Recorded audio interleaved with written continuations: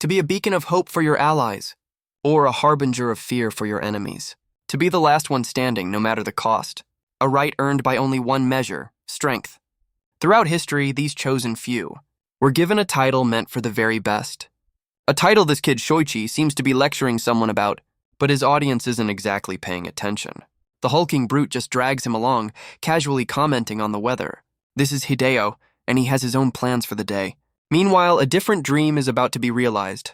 A band of pirates, led by a greedy captain, are promised a priceless relic by a man named Tile. But their celebration is cut short by a brutal arrival. Tile recognizes the monster instantly. Hideo, the Azurean menace. In a flash of violence, the entire crew is taken out. Hideo looms over his old acquaintance, calling him a dear friend. With friends like these, who really needs enemies? He makes his demand clear: take him to the relic. For Tile, it's a grim reminder that some things never change. Hideo marches onward, demanding to know their destination. While Shoichi, still in tow, wonders how this place remained hidden.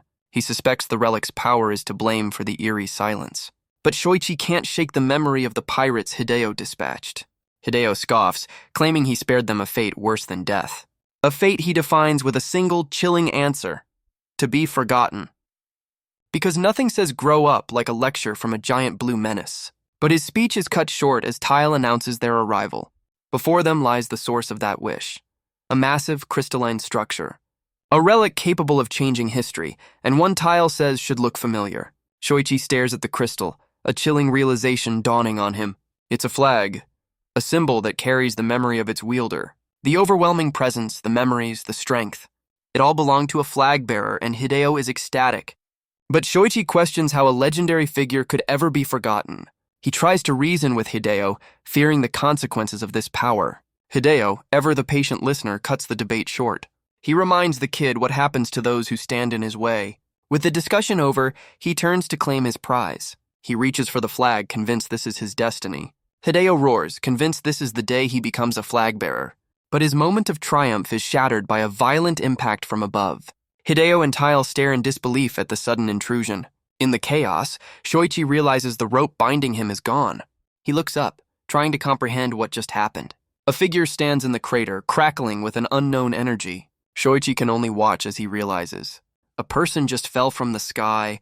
The stranger looks around, calmly taking in the view. He seems completely unfazed by his own dramatic entrance. The stranger looks down, a sense of recognition in his eyes. He calmly observes that Hideo is, in fact, blue. Shoichi watches on, a mix of fear and curiosity on his face. Against his better judgment, he calls out to the newcomer, a decision he would later struggle to explain. He approaches the man who fell from the sky, asking if he's okay. Shoichi introduces himself and offers a helping hand, but the stranger has no name to give, just a flair for the dramatic. He accepts the handshake, casually brushing off his amnesia. But Shoichi's question triggers something deep within him. But before Shoichi can finish his question, Hideo interrupts with a furious downward swing. The massive weapon connects with brutal force, slamming the stranger into the crystalline floor. In the chaos, Tile casually checks on a stunned Shoichi. But from the crater, a single foot steps forward.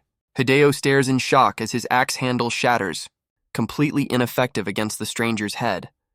He swung with all his might, using a pure steel axe, but the stranger just asks if that was his idea of a handshake. Hideo is furious, his beloved axe shattered against the stranger's head. Shoichi recalls the impact like hammering against a solid boulder. Hideo demands to know who he is, a question the stranger echoes. He strikes a pose, cheerfully admitting he has no clue who he is. He looks up, admitting his memory is gone, save for one nagging feeling. Shoichi speaks up, apparently having paid attention to Hideo's lecture after all. He steps forward, insisting that a name is a source of purpose. But the stranger simply thanks him and tells him to leave. When asked where he's going, the stranger says he has a promise to keep. He steps toward Hideo, the very ground cracking from his presence. Hideo's monstrous form looms over Shoichi, asking what a weakling could possibly do. He reminds the boy of the fate he promised, a death that will be forgotten. But Shoichi accepts this, revealing Hideo exploited his dream, a dream to write the stories of heroes, to preserve their legends. He declares that Hideo's story is unworthy of being told, and the stranger, watching from the side, gives that man a name, Shoichi. Shoichi embraces his role as the fool who never gave up, as Hideo prepares to strike. With a final roar, Hideo unleashes a devastating blow. The attack connects with blinding force, sending Shoichi's glasses flying. Hideo stands over the aftermath, the dust settling from his brutal attack. But his fury isn't directed at the boy on the ground. The stranger has pulled Shoichi from the path of the attack. He cheerfully notes this is the second time he's had to save him. He then gently scolds the boy for his reckless stand. But Shoichi insists it was a matter of principle, a conviction the stranger seems to respect. He reflects on Shoichi's words about a name-giving purpose, and decides to strike a deal with the young storyteller. A request that leaves Shoichi completely baffled, and for good reason. The stranger admits he has no clue, but has a feeling Shoichi is the key. The stranger faces the hulking brute, vowing to take care of him. But then he pauses, admitting he never thought this far ahead. Shoichi looks on in disbelief, wondering what he's hearing. The stranger realizes that with no memories, he has no idea how to fight. So he throws a punch, hoping for the best. The impact creates a massive shockwave of raw power. Hideo grins, clearly enjoying the challenge. Shoichi panics, realizing his new ally is just winging it.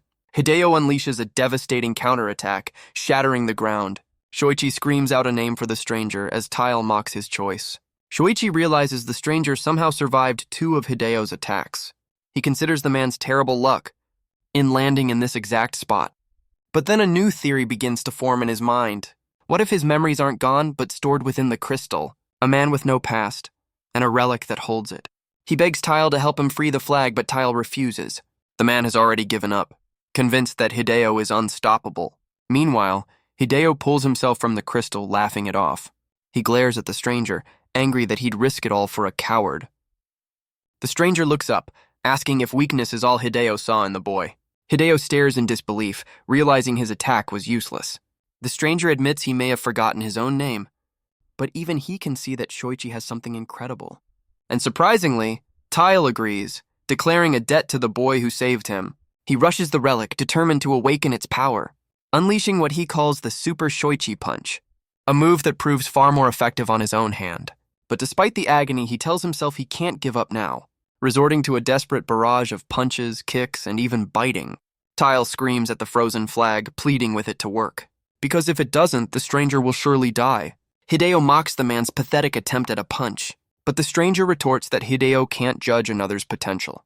He may not remember much, but he has no doubts. That Shoichi is the strong one here?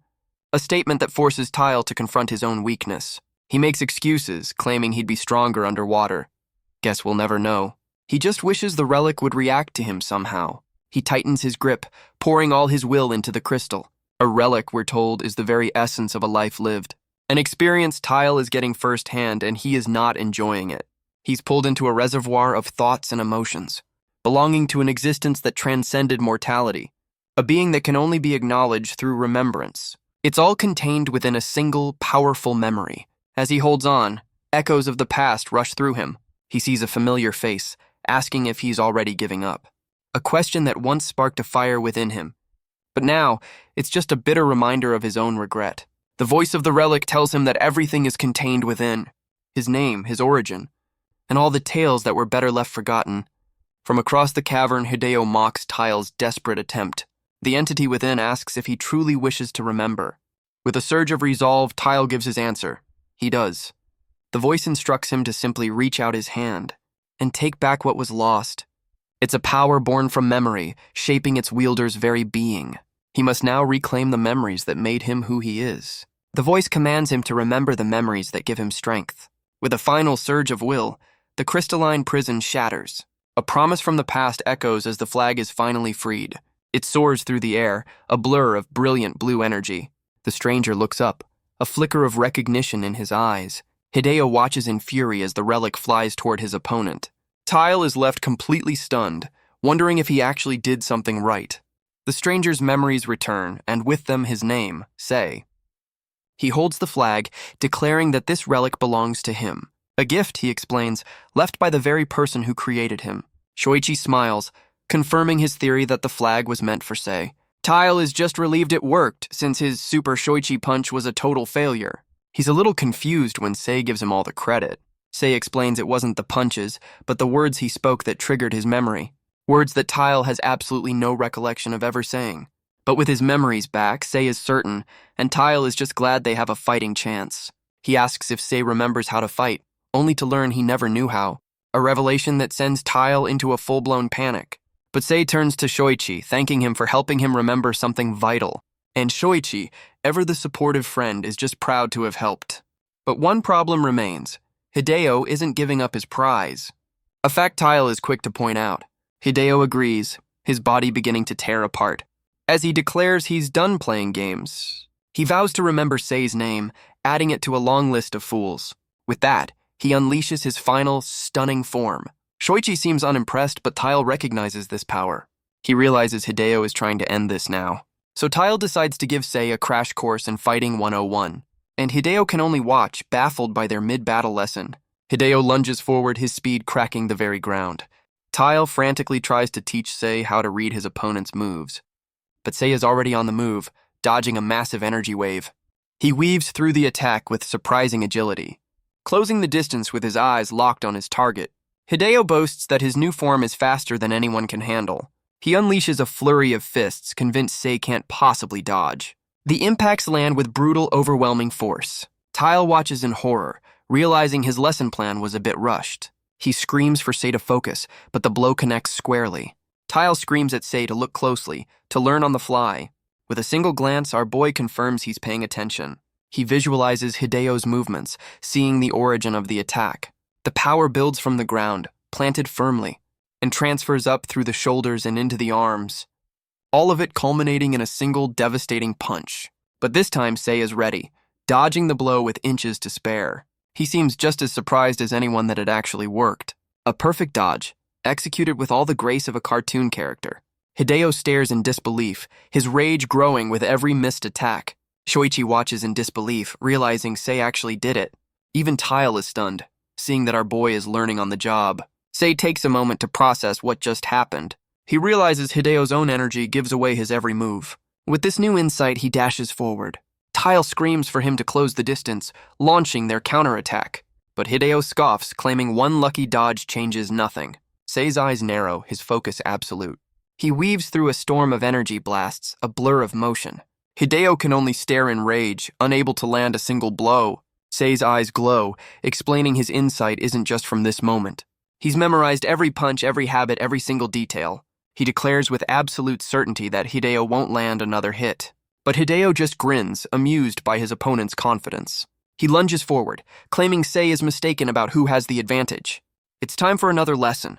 You can't dodge during a large attack. He hurls a mysterious sack, claiming this is Sei's moment of weakness. But Hideo's own expression turns to one of pure confusion, as the sack connects squarely with his own face. And Tile flies in, happy to fill in the gaps with a bag. Tile tosses the flag, telling Sei it's his turn. He explains that while Sei may not know how to fight, the flag belonged to a true flag bearer. With that kind of power, one strike is all he needs. Sei doesn't hesitate, driving the flag forward. The impact shatters the ground beneath them. Hideo is launched backward by the sheer force. Guess that Fighting 101 lesson paid off after all. The attack erupts in a massive pillar of energy, blasting a hole straight through the cavern ceiling. Hideo is sent flying, smashing into a distant mountain. Shoichi can only stare, witnessing the true power of a flag bearer. He realizes that without the mountain to stop him, Hideo would have been launched into orbit. As one story ends, another begins to unfold elsewhere. Sei's very existence has created a ripple effect, a stream that will become a surge. But he wasn't the only one feeling this shift in the world. Far to the east, an observer sketches the native creatures of the highlands. We meet Seo, the artist, and her companion, Nailu, who seems to want a little gratitude. Seo offers a reluctant thanks as Nailu clarifies his job is protection, not mountain climbing. But their descent is interrupted by a strange, shimmering object on the path. Seo muses that they are perfect for each other. But her attention is stolen by a brilliant light streaking across the sky.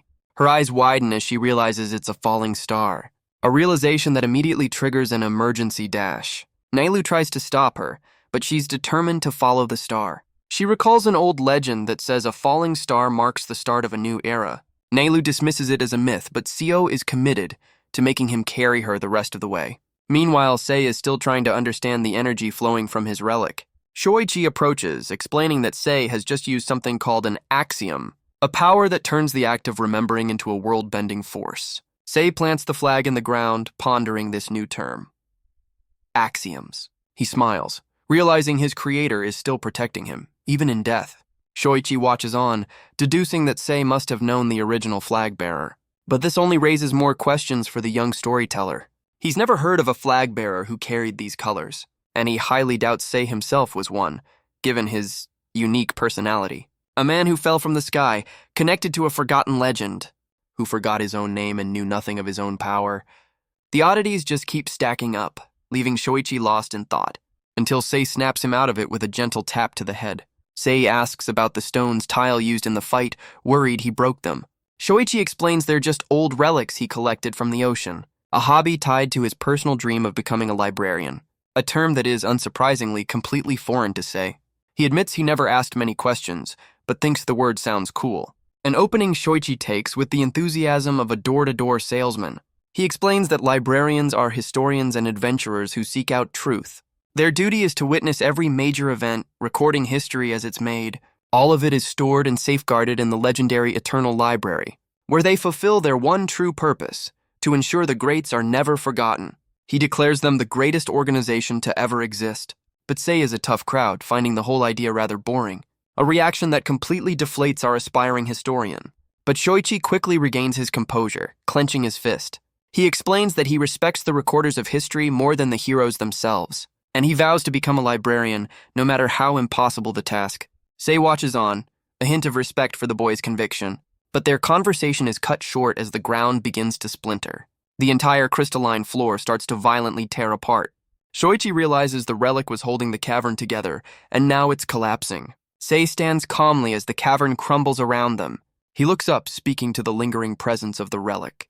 He reflects on the goals and aspirations that drive people forward, and decides that from this moment on, he will do the same. So he makes a new plan. He's going to tag along with Shoichi.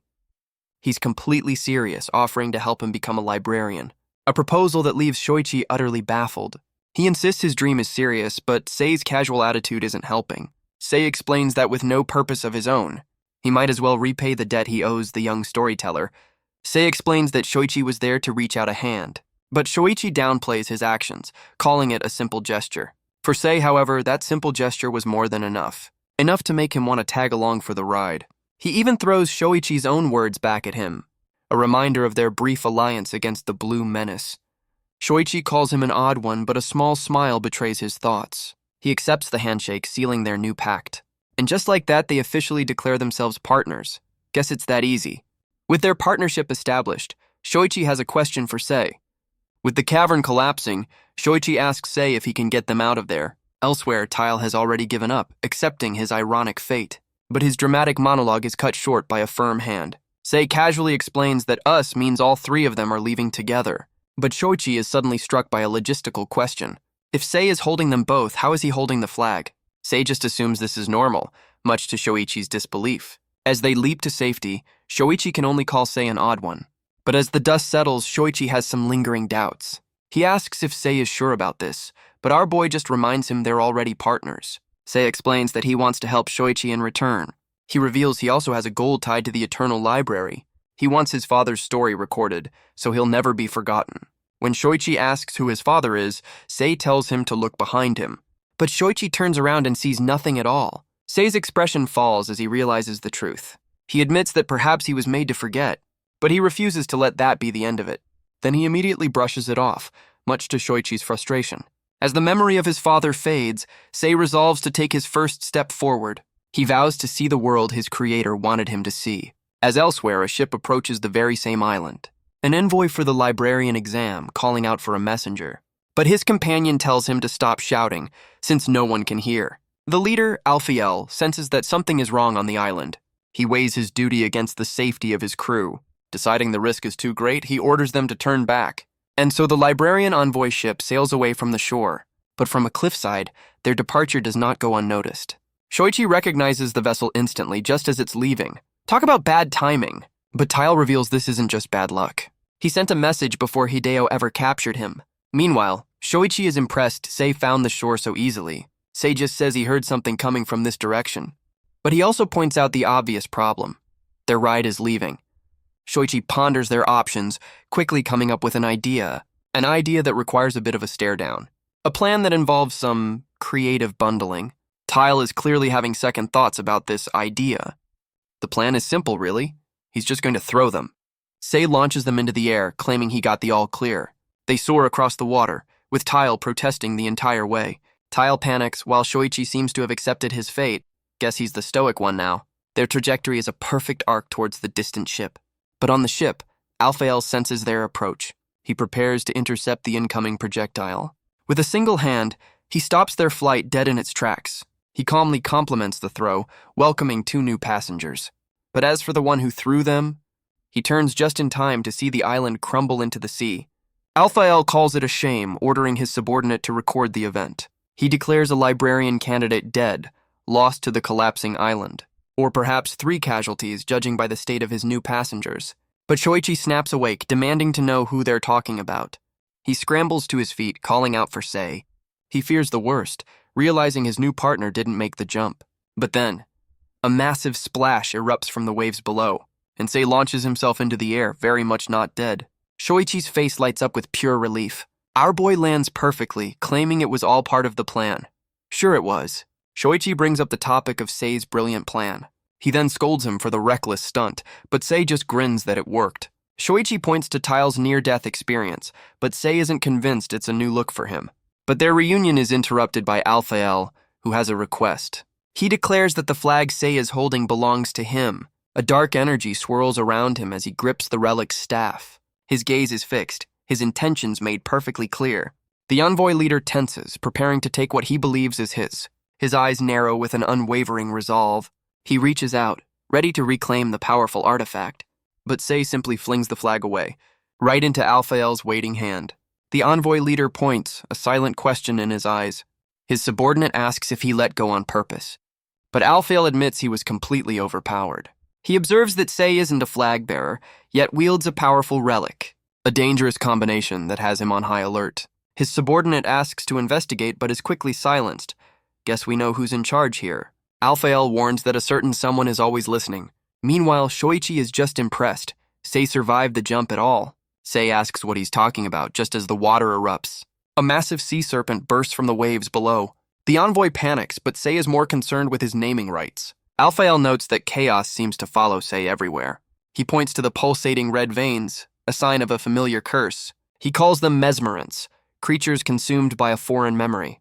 The envoy turns to Shoichi for answers, who confirms Alphael's words. He explains that some memories are a torment, a constant whisper, that eventually consumes your very sense of self, and Sei wonders what kind of madness could create such a monster. A sudden feeling washes over a young man, a memory of his mother. Elsewhere, a vision of a brutal conflict unfolds on a desolate peak. Seo and Neilu arrive, realizing the falling star led them to a battlefield. A red-haired woman surveys the scene, her eyes drawn to the white robes. She recognizes the attire, just as Neilu realizes they've been spotted. The woman scoffs, identifying the fallen as librarians. She grins, adding another item to her list of things to destroy. Neilu feels the immense bloodlust radiating from their new acquaintance. He tells Seo to stay back as she questions his intent to fight. But his answer depends entirely on the woman's next move. The woman admits she never understood the librarian's purpose. In fact, their very ideals made her sick to her stomach. But she offers them a deal, tell her where to find Sei. A simple choice between death or helping her find her little brother. Neilu steps forward, claiming they've never heard of him. But her intense hostility is forcing him to act. Seo pleads with him not to fight, but Neilu is resolved. He declares that the choice to de-escalate is entirely hers. The woman's eyes gleam, asking if he's made his decision. Neilu states her intentions are clear, and he will do his duty. Neilu explains the oath tied to the white mantle, a vow to remain impartial, to record history, not change it. But he argues that in a world of constant danger, inaction is not an option. For a record to become history, someone must survive to deliver it, and his duty is to ensure Seo returns in one piece. The woman scoffs, calling his speech a pathetic excuse. Guess she's not a fan of monologues. She claims true impartiality would mean letting her end their lives. But Neilu refuses, declaring they won't be stopped by a fiend. She embraces the title, vowing to burn the world with her insanity. Back on the ship, Alphael announces a change of plans for the exam.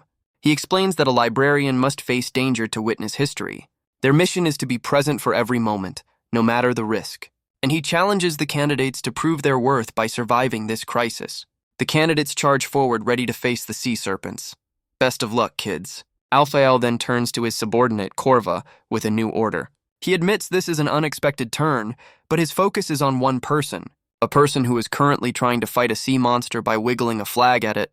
But as Sei plays around, another figure steps onto the deck, a shadowy blur of motion launching into the fray. The shadowy figure leaps into action, landing a powerful kick right on the monster's jaw, while Korva, Alphael's subordinate, smirks, clearly unimpressed. This is Isatsana, and she finds this exam a bit underwhelming. Other candidates can only watch, commenting on her flashy style. But not everyone is a born fighter, as another candidate trembles in fear. A serpent looms over a fallen candidate, who resigns himself to his fate. Elsewhere, a red-haired girl tries to snap Tile out of his stupor. But Tile has also given up, ready to welcome his end. Guess his near-death experience quota for the day wasn't met. A decision that infuriates his would-be rescuer, who dashes in to help. The red-haired girl grabs Tile, refusing to let him give up. She declares she has Super Shoichi power, a power that apparently works better for her than it did for Tile. But her confidence is cut short as a serpent looms over them. Just then, another figure dashes into the fray. The girl can only watch as the monster is intercepted. A man with a massive scythe cuts the beast down in a single motion. He turns to the girl, remarking that his help wasn't needed. The scythe-wielding candidate lands with an imposing presence. He looks on with grim purpose, vowing to bring someone back. The scythe-wielder stands over the fallen beast, his name revealed as Rokuro. The red-haired girl whispers his name, a look of shock on her face. Sei turns to Shoichi, asking if he knows this new arrival. But we flash back to a memory of a young boy boldly insulting the Azurian menace, Hideo. Guess he never learned not to poke the giant blue bear. A memory of that same boy, shattered and broken. Rokuro's eyes burn with vengeance, vowing to make Hideo pay for what he did to his little brother. Back in the present, the other candidates try to calm him down, with very little success. But Rokuro cuts them off, promising to get them to safety first. Alphael watches from afar, realizing this powerful warrior isn't here for any exam. Alphael tells Rokuro to leave, explaining his duty is to the exam. Rokuro recognizes the envoy's strength, realizing a two-front battle is a bad idea. He considers his options, his quest for vengeance momentarily stalled. But before a decision is made, the ocean itself begins to rumble. The red-haired girl looks back in alarm as the water surges. A massive wave crashes over the deck, catching everyone off guard. Shoichi is swept up in the chaos, completely overwhelmed. The red-haired girl's eyes widen with a sudden, terrible thought. She sees the blue flag being dragged into the depths, calling out Sei's name, and our boy is pulled beneath the waves, sinking into the abyss. But beneath the waves, another figure appears. Sei's thoughts drift to Shoichi and a brother he can't remember. The newcomer declares himself the protector of these waters. He notes that Sei's eyes don't glow like a true Azuri. He prepares to teach a lesson on the importance of family, a concept Sei finds kind of obvious. But the Guardian explains this is a truth unique to his people. He begins a story about the children of the Azure, a people who face a deadly trial from the moment of birth. Most perish, but those who survive are forever changed. He explains that survivors carry the weight of the fallen, a duty to protect the only family he has left. A family member he accuses Sei of trying to take. He roars, claiming no Azuri would ever harm another's kin.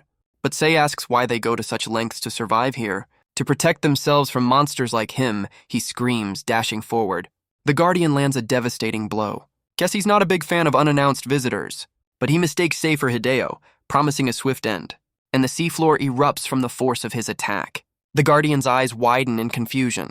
But from the dust cloud, a figure emerges. Sei stands, admitting he felt the weight of that blow. The Guardian stares, unable to believe Sei is completely unharmed. Our boy reflects on the Guardian's words about family.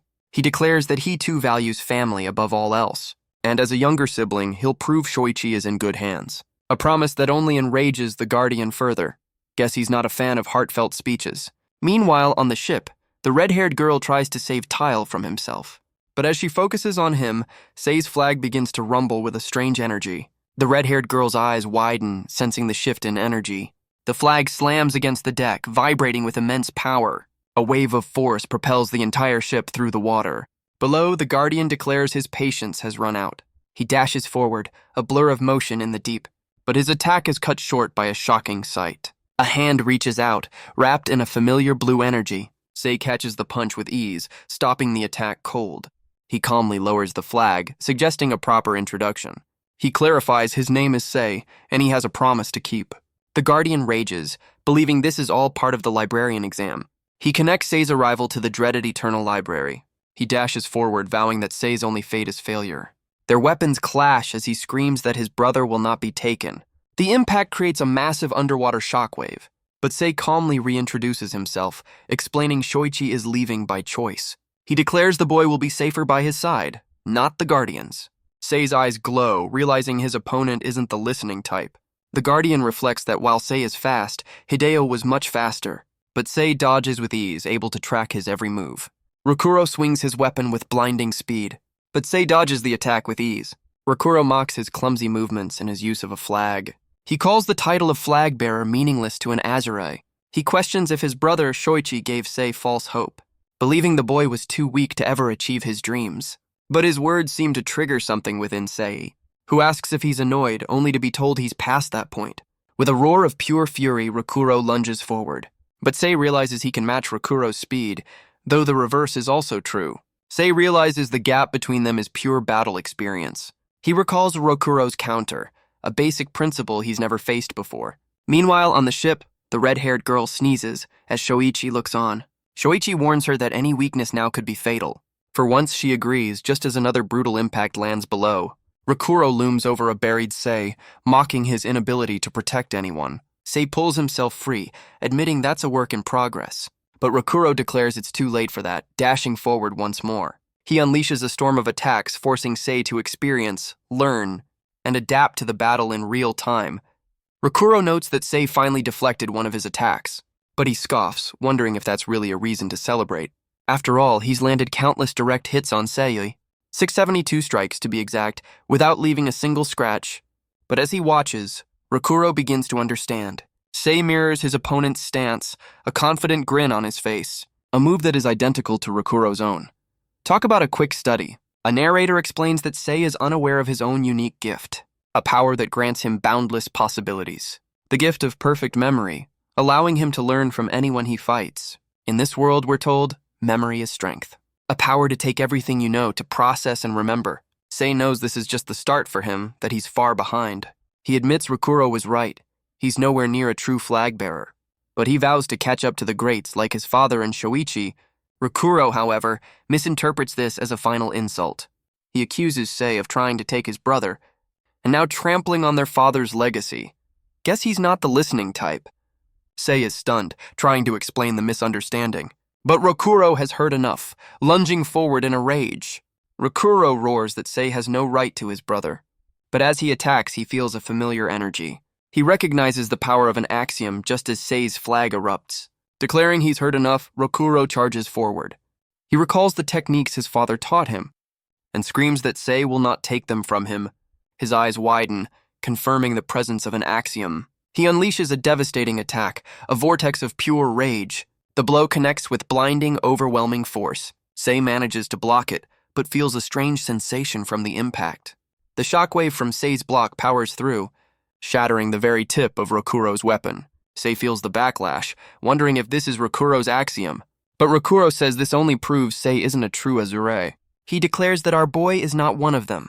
He roars, questioning Sei's right to use his father's techniques. Sei realizes he has to block this final, desperate attack. But his arm suddenly freezes, caught in a strange energy. Guess that's not ideal. Rokuro brings his weapon down, accusing Sei of trampling on his family's legacy. A strange red energy reaches out, touching Sei's chest. The strange energy latches onto Sei's chest, pulling forth memories that don't belong to him. The blow connects with overwhelming force, sending his flag flying from his grip. Sei is slammed into the ground, completely stunned. He reflects on the shockwave from the last block, and the immense weight that paralyzed his arm. He finally understands the nature of Rokuro's axiom, the weight he carries, the weight of his fallen siblings, and the duty to protect the one who survived. A miracle born from tragedy, a bond they can never take for granted.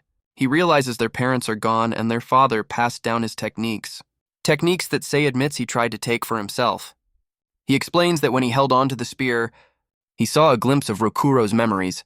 Rokuro is furious, questioning if Sei has finally lost his mind. Sei admits he might have, but offers a sincere apology. He never meant to trample on anyone's legacy, only to learn from a stronger opponent. He apologizes for acting without understanding the weight of Rokuro's strength. Rokuro listens, asking if that's all he has to say. He explodes in rage, reminding Sei that an apology doesn't erase his actions. Rokuro roars, questioning if a simple apology is enough. But Sei calmly explains that he doesn't expect forgiveness.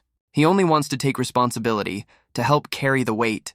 Clarifying that this is not an act of surrender, it's a promise to protect Shoichi with everything he has. Rokuro turns, the words finally sinking in. He reflects on Sei's vow to take responsibility. But he has one final question for our boy. He asks if Sei was the one who caused this disaster, because blaming the new guy is always the easiest option. He explains that the Azure are not the only ones who call this ocean home. And that home, Rokuro explains, is being destroyed. And ignorance is no excuse for what Sei has done. He drags our boy along, insisting he see it for himself. They dash through the deep, moving toward the chaos. Before them, a massive vortex churns the ocean floor. These, Rokuro declares, are the consequences of Sei's actions. He explains his duty as guardian extends beyond just his brother. He asks one final time if Sei is the one who caused this, and with a heavy heart, Sei admits that he is. Rokuro seems to respect his honesty, at least. Guess that's a start. Rokuro holds Sei by the collar, demanding an explanation. With a heavy heart, Sei admits his ignorance is to blame.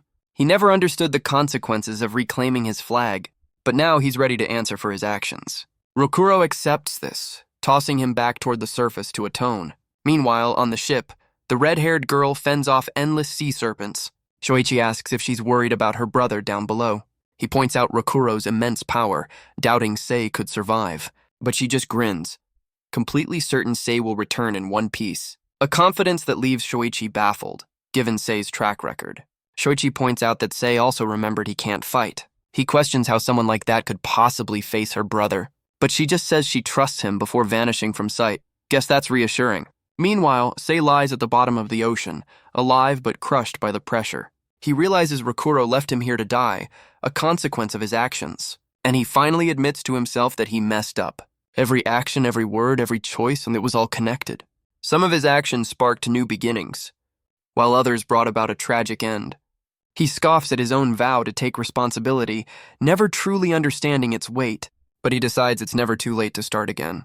But a voice cuts through the darkness, noting his tenacity. Sei's eyes widen as he recognizes Rokuro's voice. He assumes the worst, trying to call for his flag. But Rokuro tells him it's no use, explaining that his relic is gone for good. He dropped it into a trench, straight into the planet's core. Talk about overkill. Now, with nowhere to run, they have plenty of time to talk. And Rokuro finally asks the question that's been haunting him. Why did his brother choose a stranger over his own family? He asks how a stranger could inspire such conviction in his brother's eyes, demanding to know what Shoichi could possibly see in him. Sei takes a moment, considering the question. He thinks back on his brief time with the young storyteller, and with a small smile, he suggests Rokuro has it backwards. He claims Rokuro is the one who can't see his brother's strength, and asks if he ever bothered to listen to Shoichi's dreams. Guess family therapy is off the table. Sei explains that he fell into this world with nothing, not even a name, and that he owes the life he has now entirely to Shoichi.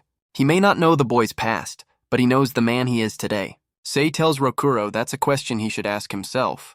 He explains that Shoichi's conviction was always there. Suddenly, a chaotic vision floods their minds, of Hideo, roaring his desire to become a flag bearer. Rokuro recognizes the voice, as Sei tries to understand what he's seeing. He confirms it's Hideo, somehow alive but transformed by strange crystals. Sei realizes a powerful energy is seeping from those crystals, healing fatal wounds. He concludes that Hideo has become a mesmerant. Guess some guys just can't catch a break. Rokuro realizes the memories devouring Hideo belong to his father, a true flag bearer, and dashes forward to claim his revenge. Hideo's eye glows with a malevolent red light. His crystalline hand reaches out, crackling with power. But Rokuro's gaze is filled with pure, unyielding rage. He unleashes a massive shockwave of his own, a technique now hundreds of times more powerful, but the blast sends Sei tumbling across the seafloor. He struggles to his feet, caught in the crossfire, just as Hideo's massive foot stomps down before him. The force of the impact leaves Sei reeling and injured. Hideo looms over him, ready to finish what he started. But Rokuro's attack erupts in a massive pillar of energy. Hideo just laughs, glad for the chance to meet again. Rokuro tries to reason with him, to talk about their shared history. But Hideo isn't exactly in a chatty mood. He dashes forward, landing a brutal punch on Siwa. Sei realizes his opponent is now faster than ever before, but he feels a strange energy prickling throughout his body. Before he can react, Hideo grabs him by the face. From the ground, Sei sees a beam of red light fire into the sky, an attack that tears through the very ocean around them.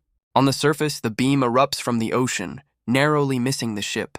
The red-haired girl stares in disbelief at the chaos. She calls out as Sei is launched into the sky by the blast.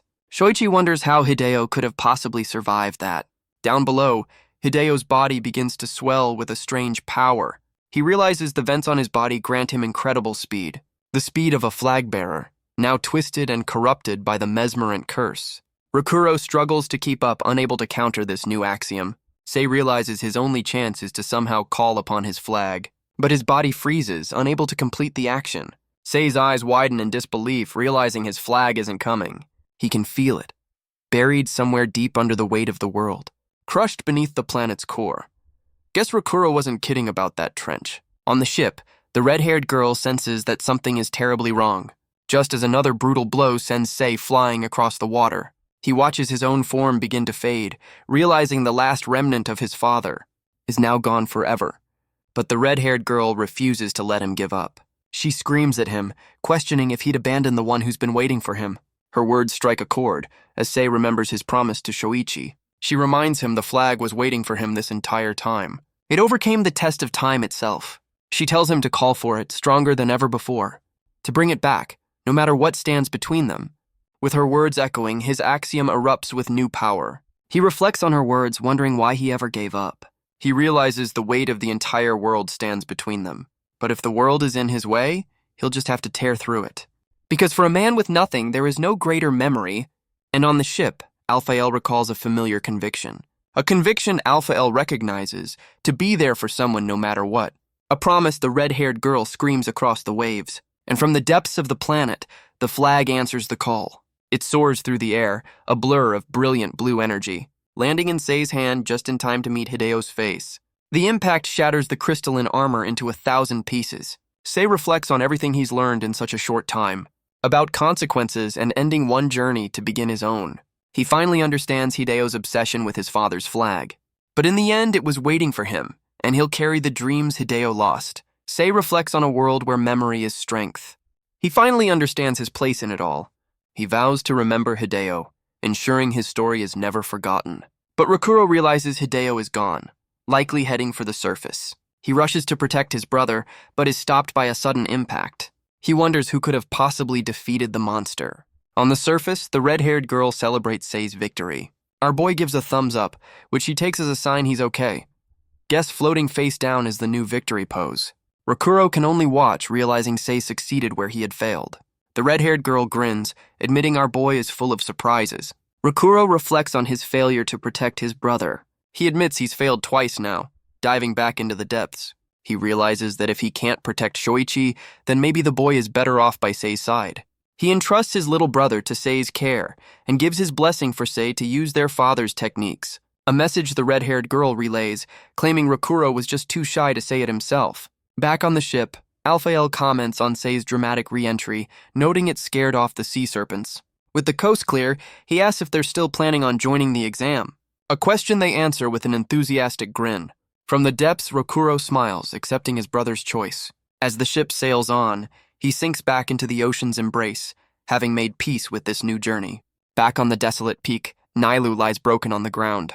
Seo pleads with the red-haired woman to spare his life, but even now, Nailu's only thought is for her to run. The woman compliments his tenacity but mocks his new look. She claims the red stains on his mantle reveal his true nature, a nature that is all too human and far from impartial. Seo's desperate pleas only seem to prove her point. The woman declares that a life is only worth the values it holds, and with a final brutal strike she deems his worthless. Her eyes gleam as she confirms his story has come to an end. But the woman's attention is drawn to a strange light from the fallen librarian's journal. Suddenly, a new figure appears in a flash of pink energy. Seo finds herself at the bottom of the peak, safe from the battle above. She tries to call out to her mysterious rescuer, a name on her lips, but the figure vanishes in a burst of light, leaving Seo completely alone. Elsewhere, the rescuer appears before the red-haired woman, apologizing for the intrusion. She hovers in the air, declaring she won't let her harm any more of her members. She introduces herself with a calm smile, her name revealed as Eris. Eris prepares to ask why the woman is here, her hand outstretched. But the woman answers with a furious lunge, clearly not in the mood for a chat. Eris calmly notes the woman's aggressive opening. She observes the fierce look in her opponent's eyes, a look the red-haired woman embraces with a manic grin. Down below, Seo tends to Nailu's wounds, urging him to hold on. She believes Eris's arrival means they're safe, but then realizes she's gone, leaving Seo to wonder where her rescuer vanished. Up above, the battle rages on, with Eris deflecting a storm of attacks. But the red-haired woman realizes something is wrong. Eris isn't fighting back. Her eyes fall on another figure smirking from the sidelines. As Seo screams in terror, a massive structure erupts from the peak. Seo panics, wondering if the woman survived, but Eris calmly reassures her. Eris seems to have expected this outcome, as Seo breathes a sigh of relief. From the crater below, the red-haired woman rises, completely unharmed. Seo can't believe it, realizing she fell hundreds of meters without a scratch. The woman addresses Eris, asking how long she plans to play this game. She accuses Eris of simply dodging her attacks, but notes there's a pattern. Every time Eris teleports, she reappears at a precise distance. Eris admits her opponent has figured it out, but the woman questions if 10 feet is enough to keep her safe. With a confident tilt of her head, Eris confirms that it is. Guess she's not worried.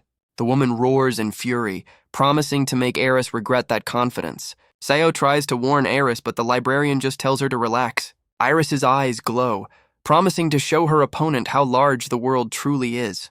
The red-haired woman is trapped, vowing that 10 feet will never be enough to stop her.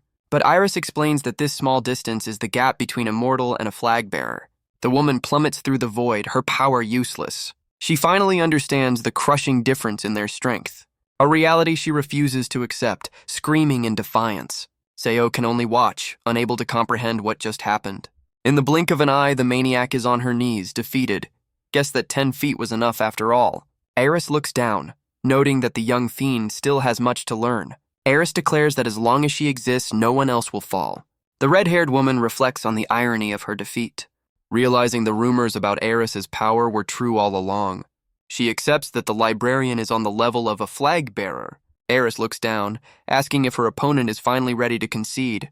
But their battle is interrupted by a massive surge of blue energy. Seo can only watch in terror as the very ground begins to shake. Even Eris is caught off guard by this sudden immense power. A power that connects to Sei, reaching for his flag with all his might. Eris turns, wondering if her defeated foe is somehow responsible, but the red-haired woman smiles, realizing where that energy came from. She pushes herself up, chiding herself for her earlier despair. With her little brother fighting so hard she can't afford to fall behind. A dark energy swirls around her as she calls out his name. But Eris reminds her of her place, trapped within a crystal prison. The woman clarifies she isn't reaching for Eris, but for something far beyond her. Guess getting beaten up is a great motivator. Eris turns, caught off guard by this sudden surge of power. The woman's will tears a hole in the very fabric of space, and Eris can only watch, her eye reflecting the chaos. The crystalline prison begins to crack and splinter from within. In a flash of red and white, the two combatants clash. The woman's power erupts, shattering the very space around them. And for the first time, Eris is caught completely off guard. Seo watches on, her eyes filled with a new determination. Eris looks down at her hand, now bleeding from the impact. The red-haired woman scoffs, unimpressed by the so-called flag-bearer. Seo calls out in relief, seeing that Eris is still standing. Guess she's harder to get rid of than a bad habit. But her relief turns to horror as she notices something is wrong. She points out the blood on Eris's face, a sight that even surprises the librarian herself. Iris touches her cheek, a look of genuine surprise on her face. She confirms to herself that she is, in fact, bleeding. The red-haired woman watches, her victory seemingly confirmed. But Eris throws her head back in a fit of unsettling laughter. A laugh so terrible that Seo can't help but comment on it. The red-haired woman notes it's been decades since she last saw Eris bleed. Eris admits her opponent landed a clean hit and asks if she wants to continue.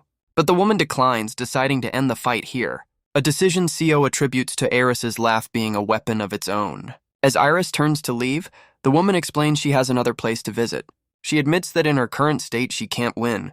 But Eris listens as the woman explains her long list of things to destroy, and declares that the librarian is at the very top of that list. Iris seems flattered, asking for the name of her future destroyer. The woman introduces herself as Aina, vowing to return stronger than ever. A promise Eris accepts, claiming her eyes never forget a face.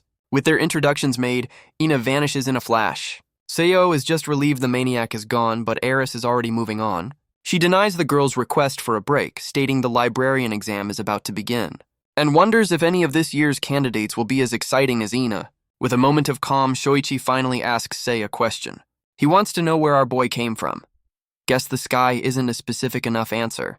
Sei cheerfully admits he has no clue, much to Shoichi's dismay. He only remembers being with family, then suddenly falling into this world. A revelation that leaves the young storyteller deep in thought. Shoichi suddenly calls him a good guy, catching Sei completely off guard. Sei returns the compliment, as Shoichi begins to share his own story. He speaks of collecting artifacts, but one in particular always stood out. It told the story of a man who fell from the sky with skin like stone, a figure once believed to be a savior, but who was actually an ender of worlds. An envoy announces that their destination is finally in sight. They've arrived at the scattered reef, the first stage of the librarian exam. As the candidates prepare, Shoichi wonders if the legend was just a story. He knows he can trust Sei, but so many questions still remain. He resolves to find the answers he seeks at the Eternal Library. But just as the exam begins, a blur of motion cuts through the air. A new figure lands gracefully on the ship's railing. The red-haired girl stares in surprise at the sudden arrival. The envoy members demand to know who this stranger is. The newcomer seems completely unbothered, taking a moment to introduce himself. He introduces himself as Johann, asking if he's interrupting anything. But another candidate stares in shock, recognizing the newcomer. His gaze falls on the brilliant blue flag behind Sei. Johann, however, just comments on the unique accessory. But Sei's eyes narrow, a flicker of recognition in his own. Alphael steps in, reminding Johann that everyone here is under his authority. But his warning is lost on the newcomer, who has already fallen asleep. Guess he's not one for long speeches. Alphael senses no hostility from the sleeping man, so he orders the other candidates to simply ignore him. But Sei decides to drag him along, insisting he be present for the exam. The red-haired girl tries to rally Tile to their side, but Tile tells Shoichi this is his moment to focus on his own dream. He insists that he's useless to them now, a liability, and that to succeed they must be willing to cast him aside. He tells Shoichi that their paths must now diverge, a sentiment the red-haired girl seems to accept. But Sei sees through the harsh words, recognizing it as Tile's own brand of kindness. Tile then scolds the girl for trying to wake Johann, asking if his speech meant nothing. Shoichi takes the words to heart, realizing he can't be a burden to Sei any longer. He reflects on every sacrifice made, knowing it all comes down to this moment. He knows that to succeed, he must overcome everyone else here. A sea of faces, all driven by the same ambition, a resolve the red-haired girl shares with fierce determination. Just then, another group arrives, apologizing for their tardiness. Their leader smiles, announcing that all the contestants are now present. One of his companions eagerly tells them to get a move on, but another candidate sizes up the newcomers, his eyes landing on Sei. This is Richard, and he never expected to see a flag holder here. He mockingly asks if the flag is some kind of joke, but another figure steps forward, his gaze intense and knowing. He claims that no one here would mistake the purpose of a flag. He turns to Sei, the man with the banner, and asks if he's come here to declare war. Talk about a warm welcome. The red-haired girl quickly tries to defuse the situation. She insists it's just a piece of cloth on a stick, as the man smirks. Richard bursts out laughing, claiming it was all just a joke. But the other man isn't convinced, noting the banner's unfamiliar colors. He introduces himself as Richard, offering a handshake for now. He says there's no harm in introductions, even if they're fated to be rivals. But Sei, still carrying a sleeping man, just offers a friendly smile in return. Shoichi quickly steps in, explaining Sei is new to, well, everything. Richard accepts the explanation for now, wishing them luck before walking away. The red-haired girl scolds Sei for not understanding the handshake. Guess social cues aren't part of his skill set. She tries to get him to blend in, as Shoichi wishes the ground would swallow him whole. Elsewhere, another candidate notes the flimsy excuse but admits the flag is eye-catching. She declares that she will be the one to stand out the most here. Her companion seems completely unimpressed, commenting on the rowdy newcomers. An official finally steps forward, announcing the exam is about to begin. He instructs the candidates to line up before one of the examiners. A shadowy figure warns them to listen closely, as they'll be asked 5 questions. The examiner lists the 5 questions: name, age, birth date, occupation, and origin. A candidate yells a string of acronyms at the examiner, who explains this is how they get their entry letter. The examiner seems less than thrilled, asking if the shouting was really necessary. But the candidate just keeps yelling, clearly not getting the hint. Sei admits to the red-haired girl that he only knows his name, and she tells him to just say he doesn't know the rest. An official announces that the candidates will now be split into 5 groups. They find their designated door, marked with a single letter, and the red-haired girl is relieved they're in the same group. The massive stone door creaks open, revealing a dark passageway. The official dashes inside, telling the candidates to keep up.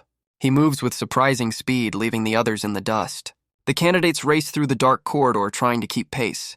The red-haired girl struggles to keep up, clearly not built for marathons. They finally arrive at a massive meeting room, the first stop on their journey. Sei checks on his companion, who insists her Azuri stamina is just fine. The entire O group has now gathered, a sea of unfamiliar faces. The official tells them to size up the competition, but with no time for pleasantries, they're moving straight to the main event. He announces the start of the first preliminary exam, revealing a small orb. The rules are simple: an all-out brawl where only the cleverest will survive. No killing, though. Guess they have standards. Whoever holds this single orb when time runs out will be declared the winner. Shoichi's eyes narrow, the grim reality sinking in. The examiner drops the orb, giving them a 2-minute time limit. With no warning, he declares that the timer starts now. The other candidates are stunned by the sudden start of the exam, and just like that, the room descends into absolute chaos. Sei turns to Shoichi, asking for a plan amidst the madness. The red-haired girl looks to him as well, waiting for his command. But the other contestants are already tearing each other apart. One of them unleashes an energy blast, hoping to claim the orb first. But the attack is intercepted by a single waiting hand. A purple-haired candidate dashes forward in a blur of lightning. She grins, confident that no one can match her speed. Her hand reaches out, ready to claim the orb as her own. But a massive pillar erupts from the ground, lifting the prize out of reach. A blue-haired candidate reveals himself as the culprit, refusing to make it that easy. With the orb now atop the tower, the real exam has just begun. The other candidates see their chance, rushing toward the new objective. The first one to the top will have a massive advantage. Another contestant with yellow-streaked hair prepares to make his move, and the lightning girl debates whether to climb the tower or just smash it. A classic dilemma. But the yellow-streaked candidate blazes past her in a flash. He gathers a dark, crackling energy into his arm, and shatters the entire granite tower with a single punch. The lightning girl is furious, complaining that he stole her spotlight. Even the tower's creator is impressed by the raw display of power. As the orb falls, the brawler declares that the prize is his. But the lightning girl has other plans, using his head as a launch pad. She soars into the air, vowing to be the one who shines the brightest. Elsewhere, another candidate calmly counts down amidst the chaos. This is Yulin, and she is thoroughly unimpressed by the thoughtless brawl. With only 2 minutes on the clock, the room is a storm of panicked brawling. But Yulin sees this as an opportunity, a moment of weakness for the others. Akaris agrees, noting that in their haste, they've lost sight of the bigger picture. But Yulin reminds her that to win, you still have to get your hands dirty. A prospect that has Akaris completely frozen with fear. Guess she's more of a thinker than a doer. She panics, arguing this is a test of brawn, not brains. But Yulin explains that the world is changing, and so are the library's enemies. In a world obsessed with legacy, some will stop at nothing to be remembered. And where the light of the library shines, a shadow is always cast. Now they need people who can survive in that darkness because hiding is no longer an option. Yulin explains the library needs those who can face danger head-on. The entire scenario quickly became centered around those two. The other candidates can only watch, unable to compete. But with only 2 minutes, an opening is unlikely to appear. And with no clock, there's no way to know when to strike. Unless, of course, you were smart enough to count from the start. The lack of a timer was intentional, all to create chaos. Yulin has been counting, knowing she must act in the final seconds. As the timer ticks down, the brawl reaches its peak. She dashes forward, knowing it all comes down to these last 15 seconds. But another candidate had the same idea, also counting down the seconds. Shoichi screams for Sei to make his move now. Sei grips his flag, channeling a surge of blue energy. He slams it into the ground, creating a massive shockwave. The other candidates realize their plan, a last-second distraction. With only moments left, a big enough distraction is all you need. The red-haired girl and the lightning girl leap for the falling orb. The two strongest brawlers realize they've been outplayed. They launch themselves into the air, desperate to reclaim the prize. All three of them reach for the orb in a chaotic scramble. But in the final moment, the orb slips through everyone's grasp. The red-haired girl reaches out, trying to tap it just before it hits the ground. But her fingers miss by a fraction of an inch. The orb thuds against the floor, completely unclaimed, and rolls away as the final second ticks by. The examiner's voice booms, declaring that time is up. Another official confirms that the preliminary exam is officially over. The red-haired girl can only stare at her empty hand in shock. With the brawl over, the room is a mess of exhausted candidates. Well, most of them. And the examiner delivers the final verdict. There is no winner. The red-haired girl rushes to say, apologizing for her failure. She's convinced that because of her, no one passed the exam. But Yulin steps in, explaining the difference between winning and passing. The person holding the orb would have been declared the winner. But the examiner never said the others would fail. The official confirms her theory, calling it a preliminary test. He warns anyone feeling relieved to think again. Guess there's always a catch. The goal was simple, hold the orb, and the simpler fact is that every single one of them failed. As another candidate stands proudly, the examiner declares the true test is just beginning. He explains that this next step must be taken seriously. Every candidate must form a pair, a partner they'll be stuck with until the end. With a 5-minute timer, the room once again erupts into a frenzy. The red-haired girl is relieved, figuring she and Sei are already a team. But Yulin sees the true purpose of the brawl, a showcase of talent. And based on that display, the most popular candidate is obvious. A massive crowd rushes past the red-haired girl, all heading for Sei. They surround our boy, arguing over who gets to be his partner. The red-haired girl realizes their plan to stand out has backfired spectacularly. Sei now has a choice, as strength naturally attracts strength. The red-haired girl believes their partnership was just a fluke. But Sei turns to the crowd with a smile, offering a simple apology. He explains that he already has a partner, offering a hand to the girl on the floor. She questions his choice, telling him he could find someone stronger. But Sei just asks why he'd ever need a different partner, a response that leaves her completely speechless. He then turns the question around, asking if she thinks he's unfit to be her partner. She grabs his hand, vehemently denying the thought. And with that, their partnership is sealed, much to the crowd's dismay. The other powerful candidates just turn away, looking for a new plan. The brawler's eyes narrow, realizing he needs a partner. Even the most intimidating figures are hesitant to ask. The brawler sweats, seeing his options quickly dwindling. The lightning girl calmly assesses her own popularity. She declares herself the #1 choice. Guess humility isn't her strong suit.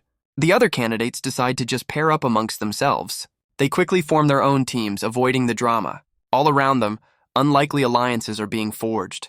But her confidence has left her completely isolated.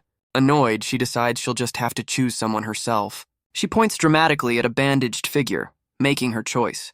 The man, Vilnir, looks up, mumbling something completely unintelligible. She explains that she knows his true potential. She recalls seeing him on the ship, easily dispatching the messants. She declares that with her presence and his power, they'll be the ultimate team. He mumbles again, and she just takes his nod as a yes. Guess communication is overrated. Elsewhere, the brawler and another quiet candidate are left without partners. The quiet one suggests the two loners form a pair.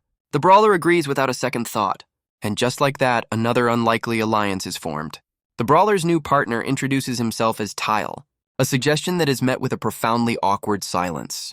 The brawler finally speaks, admitting he doesn't have a name. Tile accepts this, but wonders why his new partner isn't curious. He explains that he's never cared much for names anyway. An official announces that everyone has formed their pairs just in time. And with that, the first stage of the exam begins as doorways open all around them. Each pair must now choose their own path forward. The official gives a final warning. Once they enter, there is no turning back. Sei and his partner step into the darkness, wondering what awaits them. His partner notes that their path forward is just a giant door. She questions the strange circular designs on its surface, but she knows that once they cross this threshold, the real test begins. She reflects on her failure in the brawl, a mistake that cost them, and she vows to never let Sei regret his choice of partner. But our boy just smiles, asking if she's still worried about that. She decides to take the lead, grabbing the handle to open the door, a task that proves to be a bit more difficult than she expected. Guess her Azurite stamina has its limits after all. Defeated, she asks for a hand, and Sei is happy to oblige. Elsewhere, an examiner named Oslani directs the flow of candidates. Another official, with some strange companions, confirms the groups are moving. Oslani gives a final instruction to a set of quintuplets, telling them to stay focused. The 5 identical officials confirm their orders in perfect unison. One explains their charm point is that their expressions never change. An odd boast, but okay. But Oslani is interrupted by a familiar face, Eris, who seems pleased with the progress. He turns, surprised to see her, and questions her sudden appearance. But his surprise quickly turns to sheer, unadulterated panic. A level of panic that is, frankly, a little concerning. He points frantically, having noticed the small cut on her face from her battle with Aina. He frantically asks if it was just a clumsy mistake. But a terrible realization begins to sink in. Eris confirms his fears. Someone actually managed to hurt her. A reaction that is shared by the entire staff. Guess their charm point has its limits. Iris asks if something is wrong, completely unfazed. He points out that even the stoic quintuplets have broken character.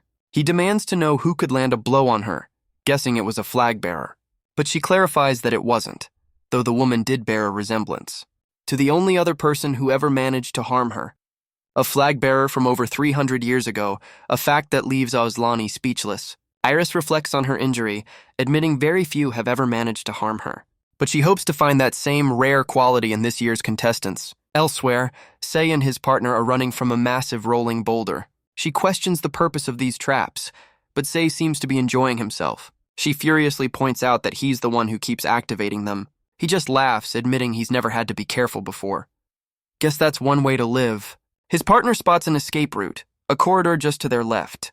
They dash into the opening, narrowly avoiding being crushed. Sei turns to his partner, complimenting her on the quick thinking. She wonders if he has super hearing, a power that could help them anticipate the next trap. Sei admits that without knowing what to listen for, his power is hard to control.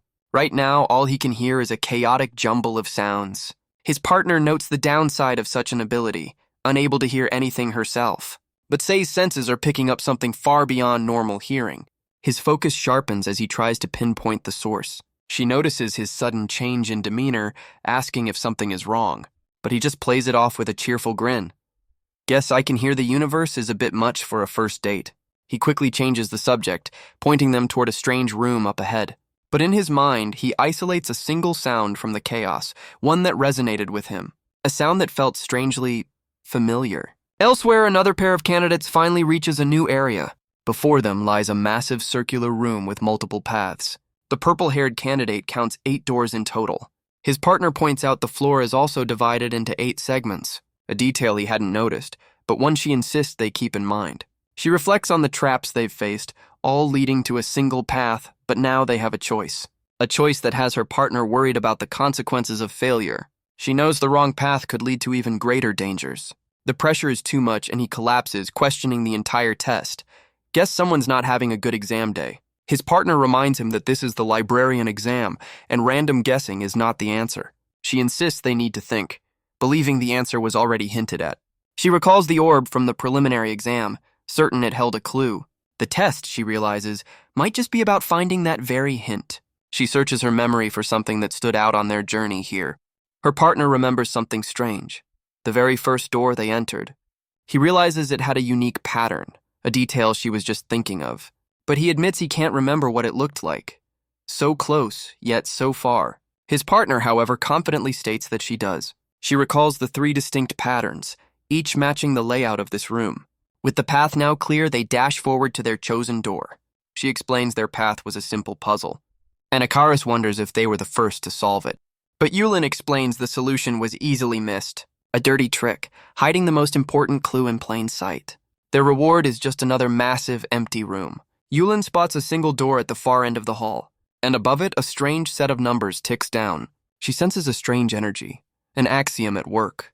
An examiner greets them, noting their quick arrival. Before clarifying they're actually 3rd and 4th, guess first place was already taken. The examiner introduces the 3rd arrival, Veximus, who offers his congratulations, and his partner, a young girl named Emmeline, bound in heavy chains. Yulin dismisses the test as simple, but Veximus is impressed they were beaten. Her gaze falls on the chains, noting they must be a hindrance. But Veximus explains they're just part of the package, a statement that clearly piques Yulin's curiosity. Veximus's eyes narrow, daring her to question him further. Akaris, meanwhile, is just trying to become invisible. But Yulin calmly diffuses the tension, seeing no issue. Veximus seems to accept this, glad they've both made it this far. Elsewhere, another pair celebrates their own victory, certain they were the first to pass. He credits his partner's genius for solving the puzzle and his own memory for the assist.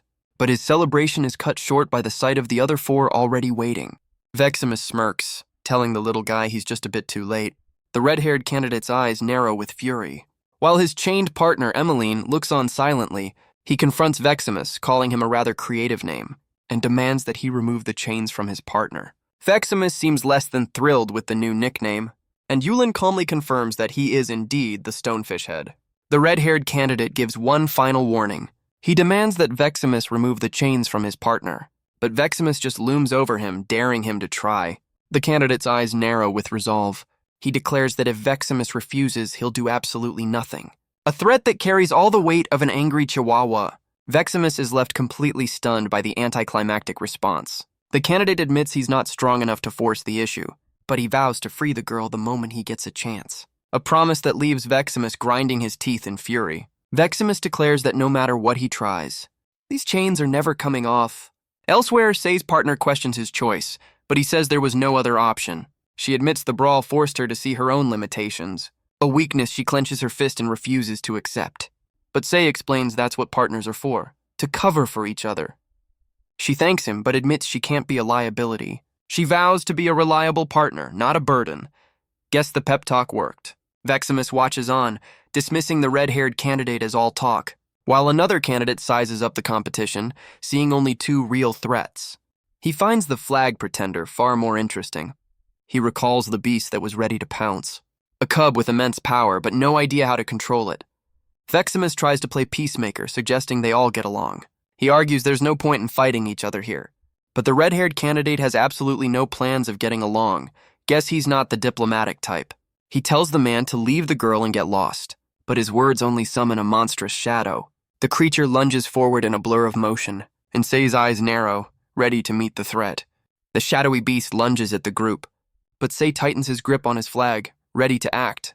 Shoichi can only stare in terror at the monstrous forms. Sei cuts through the shadow with a single fluid motion, but another candidate dashes past Veximus, joining the fray. Veximus draws his own massive blade, his patience clearly gone. He brings the weapon down in a brutal, sweeping arc. Sei screams out in alarm, seeing the attack is aimed at Shoichi, but the red-haired candidate intercepts the blow, taking the full force, a result that leaves Veximus with a cruel, satisfied grin. The massive blade slams into the ground, narrowly missing its mark. The red-haired candidate leaps back, completely stunned by the attack. He stares in disbelief, questioning what just happened. Veximus just grins, claiming he was protecting him from the shadow creatures. The candidate calls him a liar, as Richard watches for Sei's reaction. He notes Sei's calm composure, realizing he knew the attack would miss. The candidate's fury grows, but Veximus just calls it an honest mistake. He turns away, questioning if they really have time for bickering. As more shadow creatures begin to form all around him, the candidate can only stare as a massive beast looms over him. Veximus admits he's grown bored, but an interesting duo has just arrived. He predicts the young cub will be filled with anger as the ceiling cracks. He plans to take him out to make a point, as a slab is lifted from the floor above. The massive piece of stone is sent crashing downwards, and the brawler falls through the newly made hole in the ceiling. Veximus questions the dramatic entrance from above. The brawler emerges from the dust, explaining his simple solution. He says he just punched his way through, as another candidate despairs at the method. A flashback shows him and Tile facing another set of 8 doors. Tile looks dazed as the brawler admits they just guessed their way through. Tile explains that every wrong guess was met with a room full of spikes. He admits he never wanted to be a librarian, just a guy who got swept up in the chaos. Even if he hated his old job, at least it gave him a sense of purpose. But now he's completely lost. The brawler listens, his earring glinting in the dim light. He turns to Tile, admitting that he's lost as well. But he declares that if they're lost, they'll just have to find their own way. He was made to lead, and that's exactly what he's going to do. He asks if they just descended one level to get here, much to Tile's confusion. Because if so, their path forward is obviously straight down. Guess his logic is as subtle as his punches. The brawler stands amidst the rubble, declaring their arrival. He tells Tile to jump down as this is their new path. But Tile is less than thrilled, certain the fall would be fatal. His protest is cut short as the ceiling seals itself shut. Sei confirms that was Tile, now trapped on the floor above. The red-haired candidate confronts the brawler for abandoning his partner. But the brawler just says Tile will figure it out on his own. A truly inspiring leader. Veximus notes the arrival of another powerful monster. Richard sizes up the new threat, deciding to lay low for now. But as Veximus tries to leave, the red-haired candidate isn't finished with him yet. The brawler tells Shoichi they have bigger problems to worry about. He points to the massive shadow creatures still spawning around them. Shoichi yells at him to prove his strength and take care of the monsters. The brawler's eyes narrow, accepting the challenge without hesitation. But from a dark doorway, a bolt of lightning strikes first.